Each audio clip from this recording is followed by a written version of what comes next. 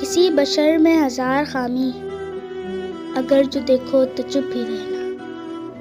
کسی بشر کا جو راز پاؤ یا عیب دیکھو تو چپ ہی رہنا۔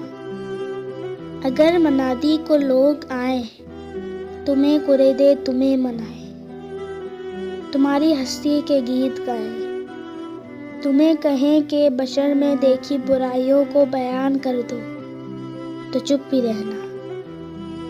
جواز یہ ہے، دلیل یہ ہے، ضعیف لمحوں کی لغزشوں کو، حرام نعتوں کی قربتوں کو، ہماری ساری خباثتوں کو، ہماری ساری حماقتوں کو۔ وہ جانتا ہے، وہ دیکھتا ہے، مگر وہ چپ ہے۔ اگر وہ چپ ہے تو میری مانو وہ کہہ رہا ہے کہ چپ ہی رہنا۔